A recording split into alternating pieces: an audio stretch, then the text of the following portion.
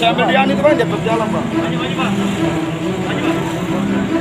Sama juga, bilang IV tapi Saya beli bang. ini sama, ini namanya juga. Saya beli bang. Katanya IV tapi tempatnya sama seperti ini. Iya bang, saya bilang gitu bang. Nah, nanti di kantor parkiran saya, oke? Pada saat kami amankan, setelah kami menanyai yang bersangkutan, mengakunya katanya dia terjangkiti HIV. Jadi obat tersebut digunakan untuk obat penenang. Namun